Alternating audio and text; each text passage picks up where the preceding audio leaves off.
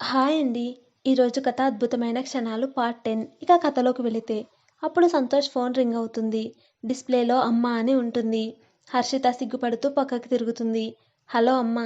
ఏంట్రా ఇంకా మీ ముచ్చట్లు తీరలేదా? ఎవరివమ్మా? నా దగ్గర నటించకు. నీది నా కోడలిది. అమ్మా, అది నా దగ్గరే ఉందని నీకెలా తెలుసు? మరి కాల్ చేసిన సెకండ్ రింగ్కే ఫోన్ లిఫ్ట్ చేశావంటే దానితో ముచ్చట్లు పెట్టి ఉంటావు అనే కదా. అబ్బా, నువ్వు సిబిసి ఐడిలో ఉండాల్సిన దానివమ్మా. సరేలే, పెళ్ళికి ఇంకా 10 రోజులే ఉంది. నువ్వు అమ్మాయి రండి. అందరం కలిసి మన ఊరిలో ఒకే ఇంట్లో ఉంటున్నాం. రేపు ఉదయం 11:50కి బయలుదేరండి. అప్పుడు ముహూర్తం బాగుందట. పంతులు గారు చెప్పారు. సరే అమ్మా, అలాగే వస్తాం అని కాల్ కట్ చేసి హర్షితకి మ్యాటర్ చెప్పాడు. హర్షిత సంతోష్తో అలాగే అయితే రేపు మా ఆఫీస్ దగ్గరకు రా. ఆఫీస్ దగ్గరికెందుకు? నేను రిజైన్ లెటర్ పెట్టాలి. ఆల్రెడీ ఇన్ఫర్మేషన్ ఇచ్చాను ఈ మంత్లో అని. రేపు నేను రెడీ అయ్యి ఆఫీస్కి వెళ్ళిపోతాను. నా లగేజ్ కూడా ఇక్కడికి తెచ్చేసుకుంటా. ఇటు నుంచి ఇటే వెళ్ళిపోదాం, ఓకేనా? ఓకే సరే అయితే నేను వెళ్తాను అని ముందుకు కదిలింది. వెనక నుంచి సంతోష్ తన చేతిని పట్టుకొని తన వైపుకి లాక్కుంటాడు. ఏంటి వదులు, నేను వెళ్ళాలి. లగేజ్ సర్దుకోవాలి. చాలా పని ఉంది, వదులు బావా. ఆ పని తర్వాత, ముందు నా పని చూడు. ఇక్కడ పని అంతా అయిపోయింది. ఎక్కడివి ఎక్కడ సర్ది పెట్టాను. డస్ట్ వాళ్ళని రేపు మార్నింగ్ రమ్మని చెప్పాను.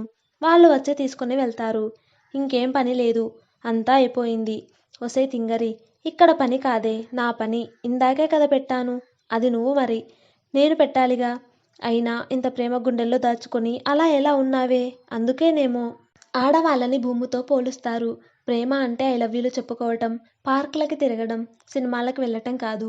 ఒకే మనిషిని గుండెల్లో పెట్టుకొని తన జ్ఞాపకాలతో బతకాలి, ఎదురు చూడాలి. అదే ప్రేమ అంటే.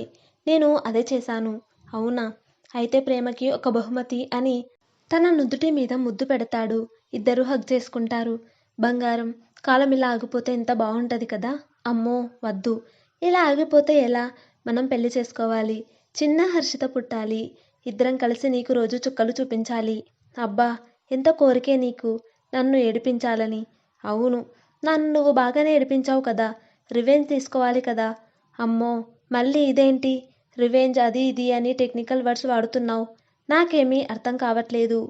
ఇప్పుడు ఇలాగే ఉంటది. రివెంజ్ తీసుకునే టైంలో అర్థమవుతుంది. అమ్మో అమ్మో, ఎంత అన్యాయం. చిన్న పిల్లాన్ని చేసి ఇలా చేస్తావా? నువ్వు చిన్న పిల్లాడివా? పెళ్లి చేసి ఇద్దరిని కంటావు, అవునా? మరి అయితే లెక్కేసుకో, స్టార్ట్ చేద్దాం. అయ్యా బాబు, నువ్వు ఇంకా అడ్వాన్స్ అవ్వకు. నేను వెళ్ళిపోతున్నా బాయ్ అని ఎవరి ప్లేసెస్కి వాళ్ళు వెళ్ళిపోతారు. ఆ తర్వాత రోజు అనుకున్నట్టుగానే హర్షిత ఆఫీస్కి వెళ్ళి తన రిజైన్ లెటర్ ఇచ్చేసి ఇన్విటేషన్ కార్డ్స్ పంచి తన క్యాబిన్లో కూర్చొని తన మెమోరీస్ అన్నీ గుర్తు తెచ్చుకుంటుంది. ఆటోమేటిక్గా కళ్ళల్లో నీళ్లు జలపాతంలా జారిపోతాయి. తన స్టాఫ్ అందరూ కూడా ఏడుస్తారు. సంతోష్ కిందకు వచ్చి హర్షితకి కాల్ చేస్తాడు. హర్షిత అందరికీ బాయ్ చెప్పేసి కిందకు సంతోష్ దగ్గరికి వస్తుంది. ఏడ్చి ఉండడం వల్ల హర్షిత ఫేస్ మారిపోయింది. ఏమైంది? ఫేస్ ఇలా ఉంది. ఏం లేదు బావా, పద వెళ్దాం. లేదు, ఏదో జరిగింది. ఏమైంది చెప్పు, నేను అర్థం చేసుకుంటాను. అలా అనగానే గట్టిగా సంతోష్ని పట్టుకొని ఏడ్చేస్తుంది. ఏమైంది బంగారం? ఏడుపు ఎందుకు? నాకు భయంగా ఉంది బావా. ఎందుకు భయం? నాకు పెళ్ళి అవుతుంది కదా. అమ్మా నాన్న, అన్నయ్య, నా ఫ్రెండ్స్ అందరినీ వదిలి వచ్చేయాలి అని మళ్ళీ ఏడుస్తుంది. పిచ్చిదానా, నీకు నేను ఉన్నా కదా. ఏడవకు. ఎప్పుడు ఎవరు గుర్తొస్తున్నా వాళ్ళ దగ్గరికి వెళ్దాం, సరేనా? సరే అని ఇద్దరు ఊరు వెళ్ళిపోతారు. సంతోష్ హర్షితని వాళ్ళ ఇంటి దగ్గర డ్రాప్ చేస్తాడు. ఇంత దూరం వచ్చావు కదా, లోపలికి రా.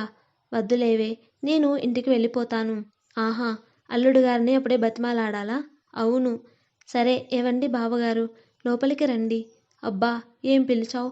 వస్తున్నా అని ఇద్దరు లోపలికి వెళ్తారు. కుశల ప్రశ్నలు అయ్యాక విడిదిల్లు గురించి మాట్లాడుకుంటారు. 5 డేస్ ముందు వెళ్తే చాలు అని అందరూ అనుకొని ఒక మాట అనుకుంటారు. సంతోష్ హర్షితని వాళ్ళ ఇంటి దగ్గర దించేసి సంతోష్ వాళ్ళ ఇంటికి వెళ్ళిపోతాడు. ఆ తర్వాత రోజు హర్షితకి సంతోష్ కాల్ చేస్తాడు. కానీ హర్షిత లిఫ్ట్ చేయదు.